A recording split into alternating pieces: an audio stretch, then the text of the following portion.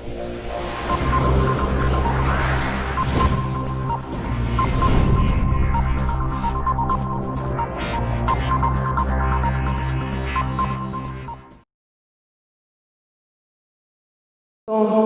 हम साइकोलॉजी में एक और टॉपिक लेने जा रहे हैं जिसका नाम है पर्सनालिटी, व्यक्तित्व। इससे पहले हमने मोटिवेशन स्टडी किया था। आई थिंक आपको बहुत अच्छा लगा होगा। अगर किसी ने नहीं स्टडी किया तो वापस आपसे मैं कह रहा हूँ मोटिवेशन टॉपिक का जो वीडियो उसको देख सकते हैं। उसमें मैंने आपको कंप्लीट उसके बारे में बताया था। आज हम पर्सनालिटी स्टडी करने जा रहे हैं। बहुत इंपॉर्टेंट यूनिट है। आपसे मैं कह रहा हूँ ये जो यूनिट है इसमें जो हम स्टडी करते हैं वो सबसे पहले तो आपको ये पता होना चाहिए कि जो पर्सनालिटी है वो वर्ड जो है शब्द जो है वो एडलर ने दिया था। देन आपसे मैं कह रहा हूँ जो पर्सनालिटी है वो लैटिन भाषा के शब्द पर्सोना से लिया गया है जिसका अर्थ मुकुटा होता है, जिसको नकाब भी कहते हैं, नकली चेहरा भी कहते हैं, मास्क भी कहते हैं। मीनिंग क्या है इसका? तो आपसे मैं कह रहा हूँ पुराने टाइम के अंदर व्यक्तित्व को बहुत संकीर्ण अर्थ दिया जाता था। इसमें आपसे को नाटक के रंगमंच पर कोई भी जैसा मुकुटा आपसे मैं को पहना कर जैसा किरदार आपसे मैं को करता था लोग उसी को वही समझ लेते थे। अगर कोई हनुमान जी का आपसे वो मुकुट लगा करके अगर वो लोग एक्टिंग कर रहा है, नाटक मंच पर रंगमंच पर काम कर रहा है तो लोग उसे हनुमान जी मान लेते थे। यही एक पर्सनैलिटी का दृष्टिकोण था। लेकिन आपसे मैं कह रहा हूँ फिर चेंज हुआ और देखा गया कि पर्सनैलिटी व्यक्तित्व का मीनिंग न केवल बाह्य रूप से, यहाँ पर आपसे मेरे को आंतरिक गुणों का भी बहुत बड़ा योगदान है। इसका मतलब ये हुआ कि पर्सनैलिटी शब्द जो है वो बहुत ही विस्तृत रूप वाला है। इसको हम संकीर्ण अर्थ में नहीं ले सकते। अब अगर मैं बात करूं कंपटीशन एग्जाम में तो आपको पता होना चाहिए कि पर्सनैलिटी टॉपिक के अंदर मेजरली आपसे मैं कह रहा हूँ दो सेक्शन है जहाँ से क्वेश्चन आते हैं। एक तो क्लासिफिकेशन ऑफ पर्सनैलिटी, यानी अलग अलग आपसे मेरे को मनोवैज्ञानिकों ने अपने अपने हिसाब से इसका क्लासिफिकेशन किया, वहां से क्वेश्चन आते हैं। और एक आपसे मेरे को व्यक्तित्व के मापन की विधियां। तो आज हम सबसे पहले क्या देखने जा रहे हैं कि आपसे मेरे को इसका वर्गीकरण किस किसने दिया, और जो मैं आपको वो तरीका बताऊंगा अगर आप इस पूरे वीडियो को देखोगे तो आपको मैं गारंटी के साथ कहता हूं सारे के सारे क्लासिफिकेशन याद हो जाएंगे, क्योंकि जो बुक्स में लिखा हुआ रहता है वो तो मैं आपको बताऊंगा।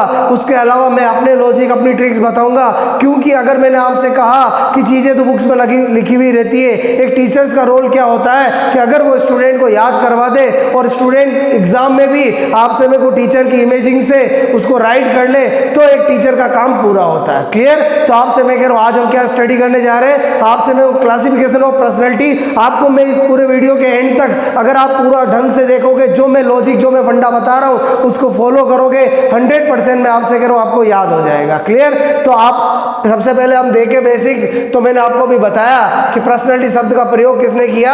एडलर ने किया। क्लियर? उसके बाद ये हम सब जानते हैं ये लैटिन भाषा का शब्द पर्सोना शब्द से बना है जिसका अर्थ मुकुटा, नकली चेहरा, नकाब, मास्क होता है। आपसे मैं कह रहा हूँ ये तो बेसिक चीजें पता होना चाहिए। पहले बहुत सी बार एग्जामों में आता था, लेकिन आजकल क्या है कि पर्सनैलिटी या कोई भी साइकोलॉजी का टॉपिक है उसमें लॉजिकल चीजें ज्यादा पूछी जाती है। तो आपको ये तो बेसिक जो चीज है वो तो पता होनी ही चाहिए। उसके बाद आपसे मैंने कहा अभी कि इसमें आंतरिक और बाह्य दोनों दृष्टिकोण को देखा जाता है। आपसे मेरे को पुराने टाइम में तो केवल एक्सटर्नल फॉर्म को ही, बाह्य रूप को ही पर्सनैलिटी व्यक्तित्व मान लिया जाता था। यानी किसी इंसान की हाइट अच्छी है, बोलो रंग गोरा है, नाक नक्शा अच्छा है तो मानते थे उसकी पर्सनैलिटी अच्छी है। लेकिन वर्तमान परपेक्स में ऐसा नहीं है। आपसे मेरे को पर्सनैलिटी जो है वो आपसे मेरे को पर्सन के अंदर कितनी एबिलिटी, उसका आंतरिक बाह्य सब गुणों को देखकर ही उसकी पर्सनैलिटी के बारे में जज किया जा सकता है। अब आपसे मैं कह रहा हूँ व्यक्तित्व का वर्गीकरण देखें तो इसमें बहुत सारे वर्गीकरण है जिसमें मेनली जहां से क्वेश्चन पूछे जाते हैं वो हम डिस्कस करने जा रहे हैं। पहला है हिप्पोक्रेटस का वर्गीकरण।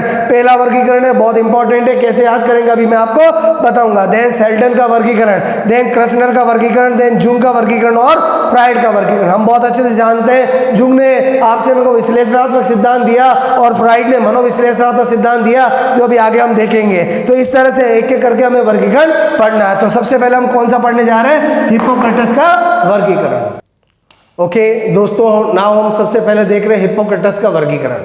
आपको कुछ बेसिक बातें पता होनी चाहिए कि 400 ईस्वी पूर्व अगर सबसे पहले व्यक्तित्व का वर्गीकरण कोई देने वाला है तो वो हिप्पोक्रेटस है। ये आपको सबसे पहले पता होना चाहिए।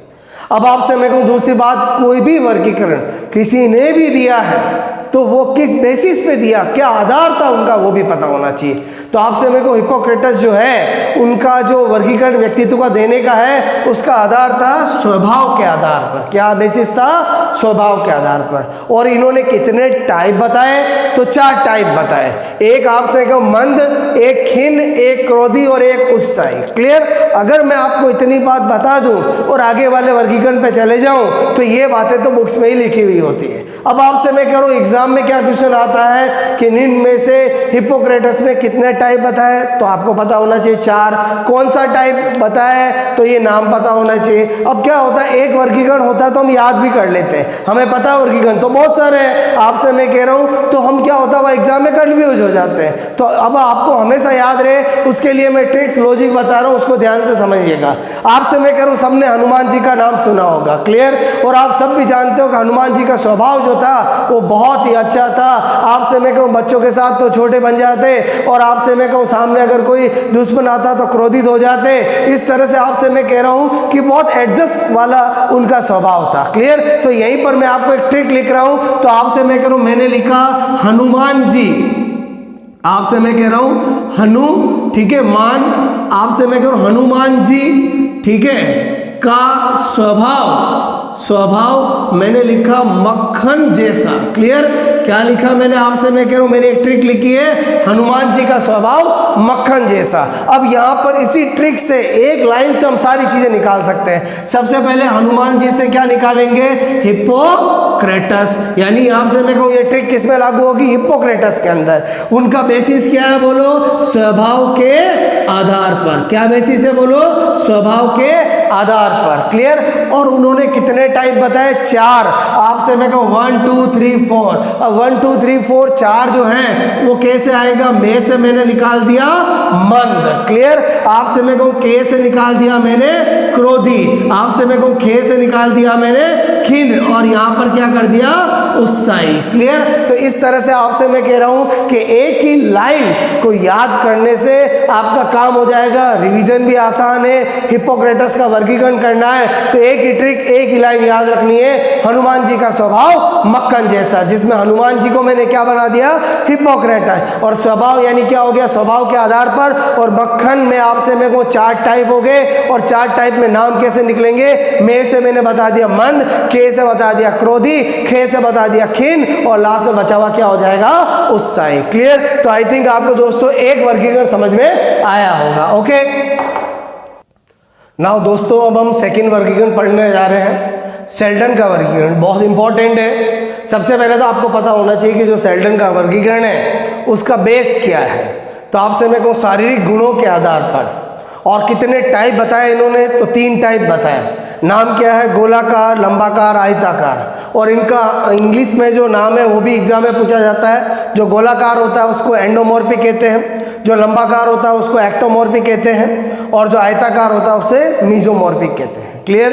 अब आपसे मैं कह रहा हूँ ये जो मैंने आपको बताया इतना बुक्स में लिखा हुआ रहता है, लेकिन हम कंफ्यूज हो जाते हैं क्योंकि अभी आगे जो हमारा वर्गीकरण आएगा वो क्रेचनर का आएगा। क्लियर? जो शारीरिक बनावट के आधार पर है। और इन दोनों में सबसे ज़्यादा स्टूडेंट कंफ्यूज होते हैं। 3 टाइप इसके, उसके 4 टाइप है नाम में और इसमें। क्लियर? क्योंकि सिमिलरिटी है।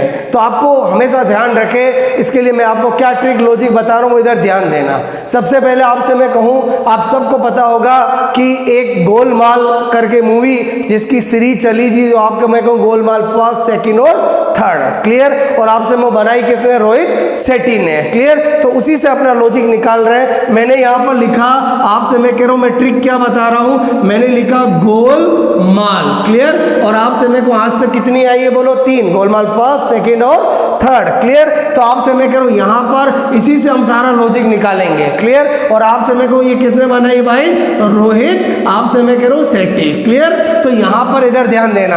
आपसे मैं कहूँ गोलमाल में यहाँ से हमें पता चल गया शारीरिक गुणों के आधार पर। क्लियर? अब आपसे मैं कह रहा हूँ सबसे पहले गोलमाल में गोलाकार पहला हो गया।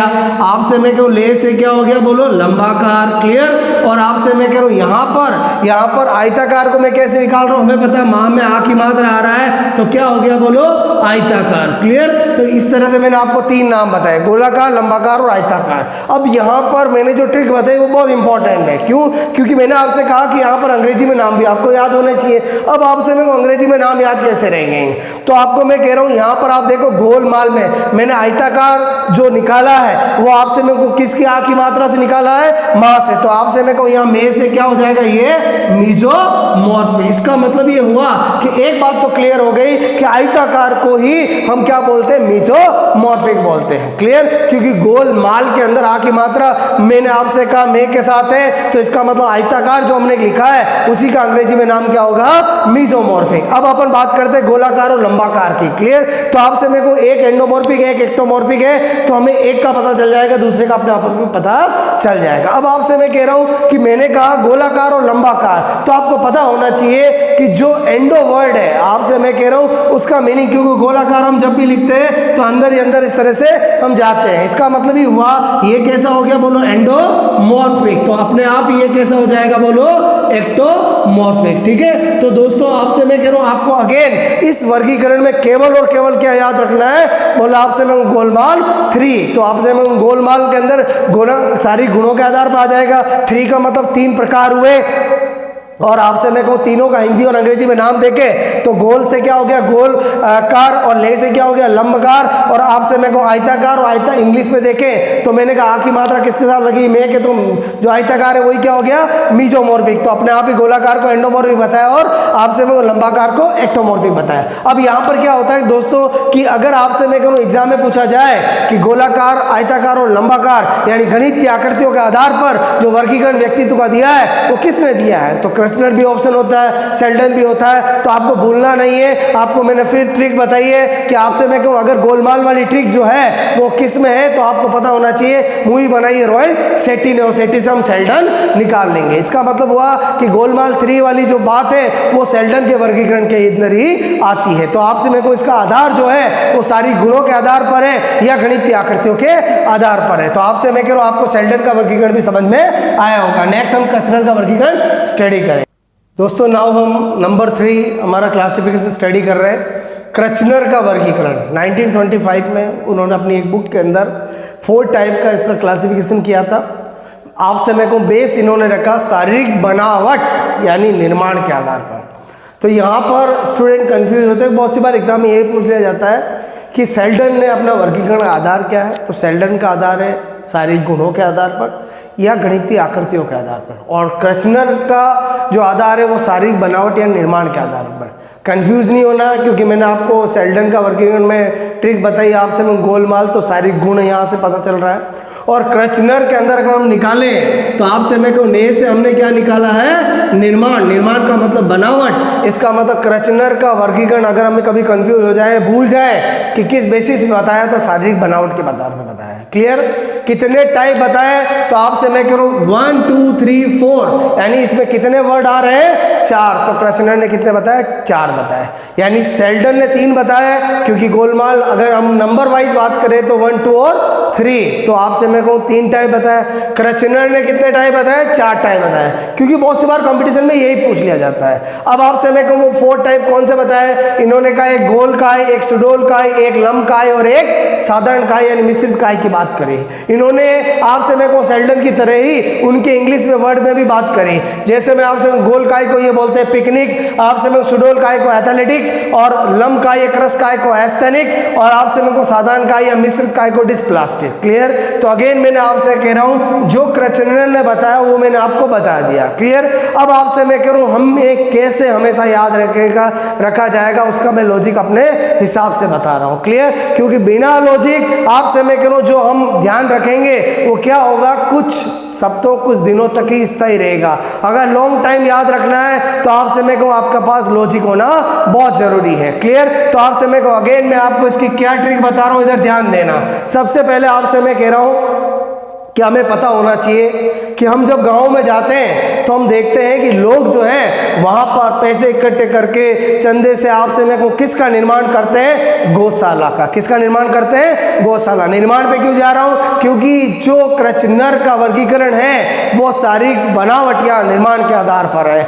तो आपसे मैं कहूँ हमें ट्रिक के अंदर उसकी जो बेस है उसको भी फीलिंग्स में लाना है और उसके टाइप है उनको भी पता लगाना है। तो आपसे मैं कह रहा हूँ मैंने आपको क्या लॉजिक बता रहा हूँ, ट्रिक लिखने से पहले मैंने आपसे कहा कि जब हम गांव में जाते हैं हैं तो हमें पता है कि सबसे पहले गांव के लोग जो है वो पैसे इकट्ठे करके क्या बनाते हैं, गौशाला। क्लियर। अब आपसे मैं कह रहा हूं, मैंने लिखा है यहां पर गौशाला, लिख दिया मैंने, आपसे कह रहा हूं ओके, इधर ध्यान देना। आपसे मैं कह रहा हूं गौशाला का निर्माण करते हैं। क्लियर। तो आपसे मेरे को निर्माण थे तो हमें पता चल गया कि ये शारीरिक बनावट के आधार पर है। अब आपसे मैं गौशाला के अंदर सबसे पहले मैंने लिखा गोल काय। क्लियर। फिर मैं आपसे कह रहा हूं क्या लिख रहा हूं, सुडोल काय। क्लियर। फिर मैं आपसे कह रहा हूं ले से क्या लिख रहा हूं, लंब काय। और हम बहुत अच्छे से जानते हैं कि गौशाला के अंदर अलग अलग टाइप की मिश्रित आपसे मैं वो गायें होती है, कोई छोटी बड़ी। आपसे मैं करूं इस तरह से आपसे मेरे को फोर्थ क्या हो जाएगा, मिश्रित काय। क्लियर। तो आपसे मेरे को दोस्तों मैंने आपको फिर अगेन जो आपको क्रचनर का वर्गीकरण बताया उसमें क्या ट्रिक बताई मैंने आपसे, गौशाला का निर्माण। और आपसे मेरे को ये किससे रिलेटेड है, क्रचनर के वर्गीकरण से रिलेटेड है। आपको अगर इतना सा ध्यान रखोगे तो इसमें सब कुछ आ जाएगा। आपसे मैं कह रहा हूं गौशाला का निर्माण में क्रचनर आ गया, बे से निर्माण, और आपसे मैं कह रहा हूं गो से गोलकाय, सुडोलकाय, लंबकाय, और आपसे मेरे को इन सबको मिला दे तो क्या बन जाएगा, मिश्रित काय। क्लियर। तो आपसे मेरे को इस तरह से दोस्तों आपको एक और वर्गीकरण भी समझ में आया होगा। अब हम जुंग का वर्गीकरण देखने जा रहे हैं दोस्तों। नाउ हम नंबर 4 देखने जा रहे हैं, जुंग का वर्गीकरण। अभी तक हमने 3 वर्गीकरण देख लिए, एक हिप्पोक्रेटस का देखा, एक आपसे मैं कह रहा हूं हमने सेल्डन का वर्गीकरण देखा, एक हमने क्रचनर का देखा। अब हम किसका देख रहे हैं, जुंग का वर्गीकरण।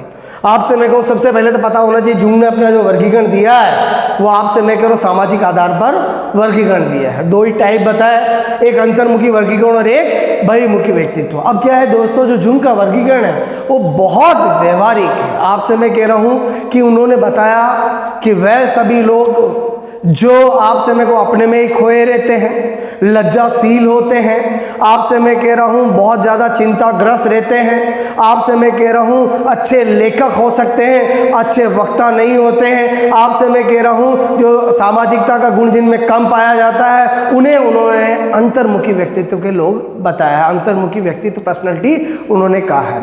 और आपसे मैं कह रहा हूँ इसी का जस्ट विपरीत जो लोग बाह्य जगत में रुचि लेते हैं, आपसे मैं कह रहा हूँ लज्जाशील नहीं होते हैं, आपसे मेरे को सामाजिकता का ज़्यादा गुण पाया जाता है, जो अच्छे वक्ता होते हैं आपसे मेरे को उनको उन्होंने बहिर्मुखी व्यक्तित्व का बताया। फिर मैं आपसे मैं कह रहा हूँ कि कुछ लोग जो हैं जिनके अंदर अंतर्मुखी और बहिर्मुखी के दोनों गुण पाए गए तो उन्हें फिर उभयमुखी भी बोला गया। क्लियर। तो दोस्तों इनका जो वर्गीकरण है आपसे मैं कह रहा हूँ वो विश्लेषणात्मक वर्गीकरण है, यानी जुंग का जो सिद्धांत है वो विश्लेषणात्मक सिद्धांत है। इन्होंने अंतर्मुखी और बहिर्मुखी का व्यक्तित्व का वर्गीकरण दिया और बहुत ही व्यवहारिक वर्गीकरण है। क्लियर। तो आपसे मैं कह रहा हूँ कि आपका जो मैंने आपको बताया वो समझ में आया होगा। तो जुंग का सिद्धांत का नाम क्या है, विश्लेषणात्मक सिद्धांत। बहुत सी बार एग्जाम में पूछा जाता है। आधार क्या है, सामाजिक आप समय को आधार पर वर्गीकरण दिया है, और अंतर्मुखी बहिर्मुखी के टाइप से वर्गीकरण किसने दिया है, जुंग ने दिया है। क्लियर। तो दोस्तों इतना आपको समझ में आया होगा। अब हम फ्राइड का वर्गीकरण स्टडी करने जा रहे हैं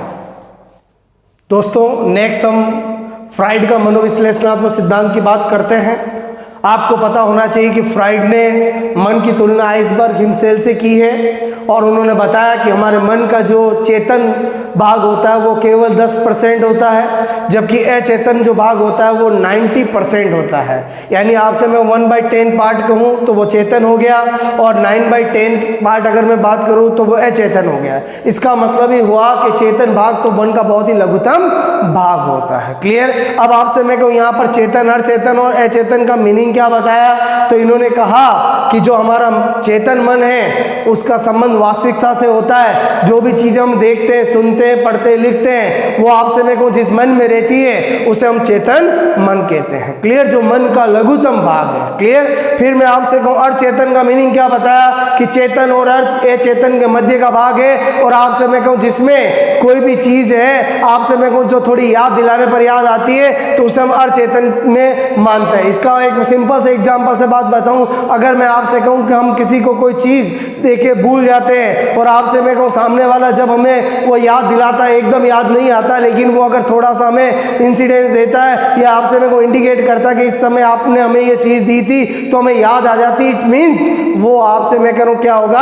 अचेतन, जिसमें थोड़ा याद दिलाने पर याद आ जाता है। और बात करें चेतन की तो मन का दीर्घतम भाग है, और आपसे मैं कहूँ इसको काम शक्ति यानी लिबिडो का केंद्र कहा गया। ये ऐसा क्वेश्चन है जो कंपटीशन एग्जाम में बार बार आता है कि आपसे मैं कहूँ फ्राइड ने बोलो काम शक्ति का अचेतन मन को किसका केंद्र माना है, काम शक्ति का लिबिडो का केंद्र माना है। क्लियर। और आपसे मैं कह रहा हूँ कि इसकी चीजें हमें याद नहीं रहती है। क्लियर। तो दोस्तों इस तरह से आज मैं आपसे कहूँ व्यक्तित्व पर्सनैलिटी का एक छोटा सा सेगमेंट जो आपसे मैं कहूँ व्यक्तित्व के वर्गीकरण का मैंने आपको बताया, और जिसमें मेन वर्गीकरण मैंने लिए, हिप्पोक्रेटस का वर्गीकरण बताया, एक ही लाइन में आप याद रख सकते हो, हनुमान जी का स्वभाव मक्खन जैसा। मैंने आपको सेल्डन का वर्गीकरण बताया, मैंने आपको कहा बोलो गोलमाल भाई रोहित सेठी, और आपसे मैं कृष्णर का वर्गीकरण बताया, बोलो गौशाला का निर्माण, और आपसे मैं कहूँ जुंग का वर्गीकरण में अंतर्मुखी बहिमुखी, वो इजीली ध्यान रहता है, उसमें ट्रिक की जरूरत नहीं है, फिर भी आप ध्यान रखोगे जुंग के अंदर 2 वर्ड है, आपसे मैं करूँ तो इसलिए टाइप भी इसके